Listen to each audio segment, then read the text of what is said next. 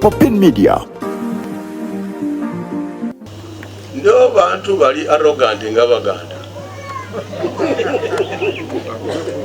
Nje nkyogera.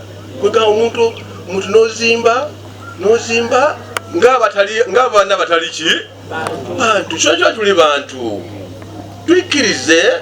Twikirize tokanjani ala kutonda. Yatondere ki? So, nje okanje yange okusayi. Bible njisoma. Mu class teaching. I have been a classroom teacher and a head teacher. Ate ndi mukulembeze ki? Mukulabule omunyala. So, abantu iswena tuyananangana. Mbobo busuru shwa tubachi? Ntibabagezi shwa tubachi? So, tubamwe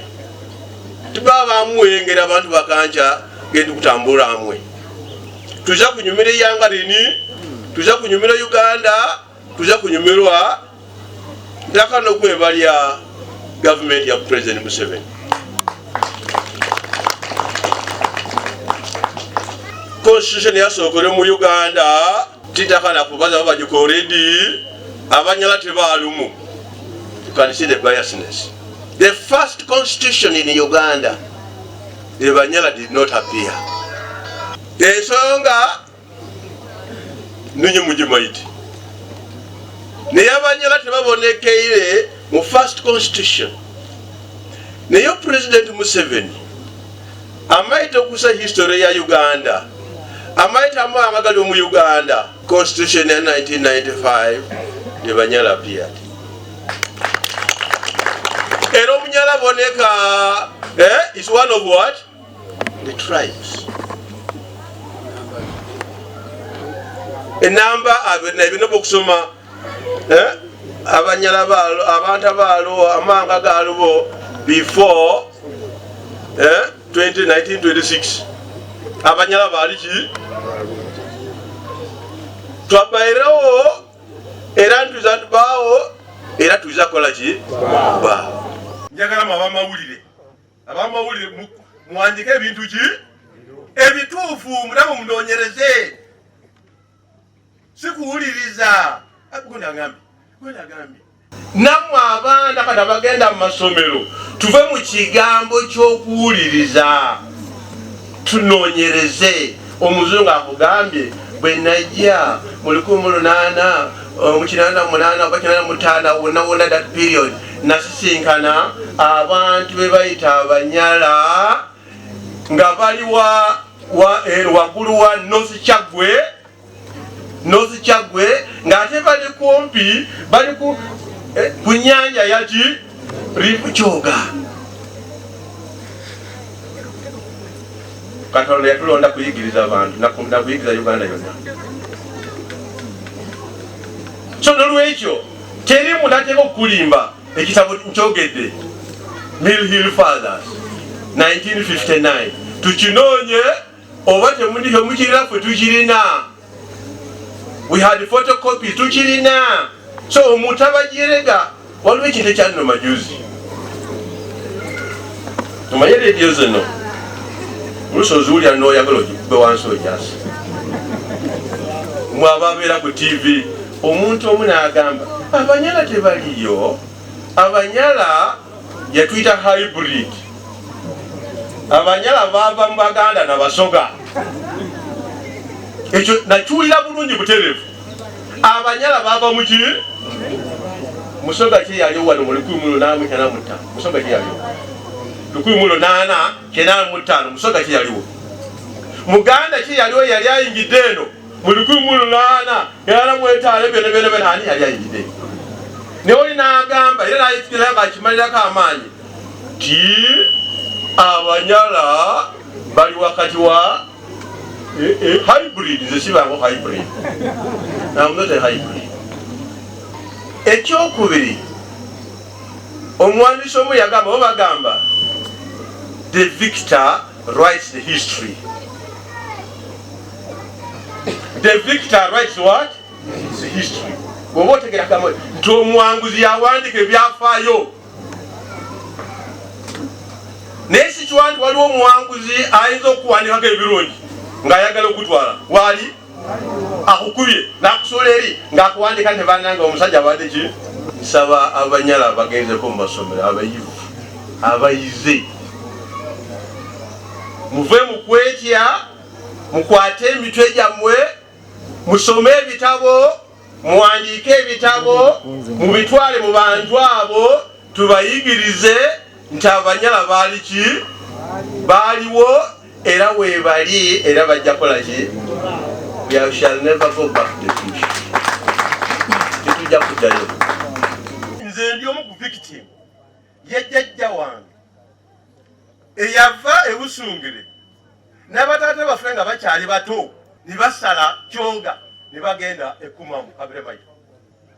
Jjajja waffe nga entalo ziri wano nga atidde okufa n'asala bukitaffe nga bukyali buto ne bugenda kunoonya ebibirawe gye bukola ki ne bifuna ab'emikisa mpozi bagamba mubeereko wano. Jjajja waffe omukyala bambi ye n'abeera n'obwana bwe era bataffe bakulira mu buzibu bunene nnyo naye ne bavaayo ngera ng'abasajja era ne bakuza ne batuzaala ne tugenda mu ssomero.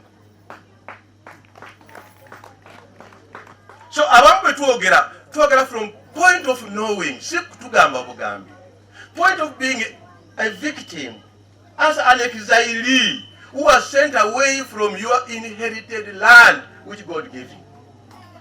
We're not exaggerating. Tewali gye tukyawa gye tukyawa ng'Omuganda. Singa omukyala wange abadde wano yandibadaga mukyala wange Muganda naye namugamba ogenda kufumbira omunyala oba oyagala jangu oba toyagala kola ki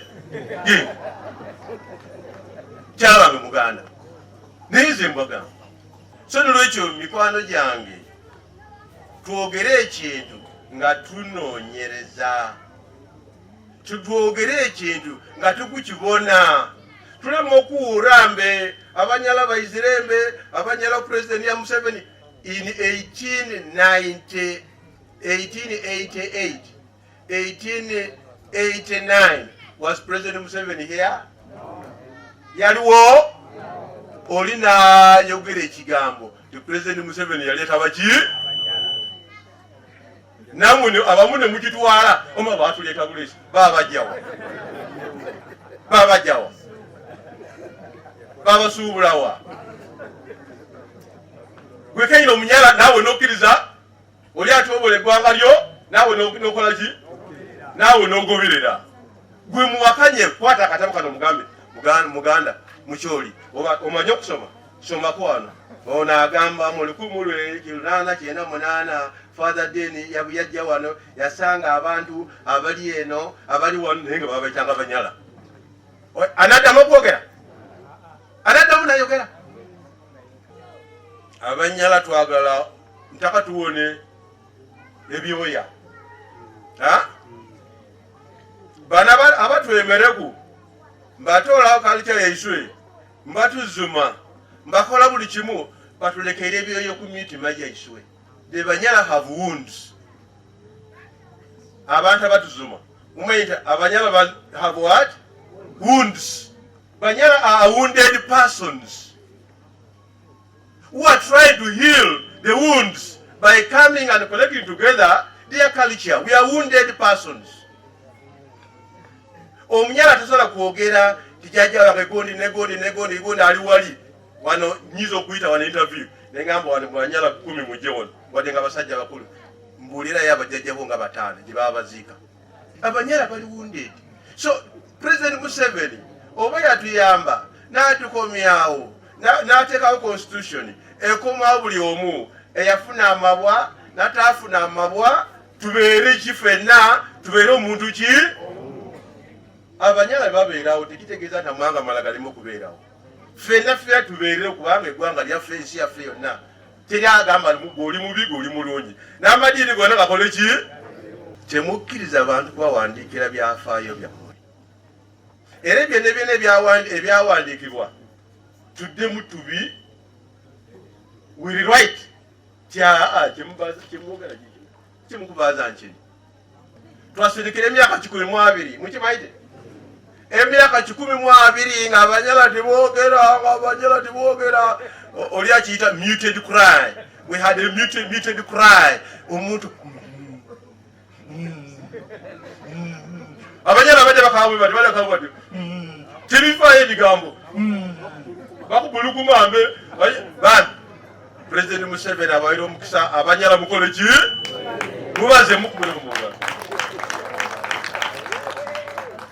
Muted cry, stop being silent. Tuiza kwaba ku district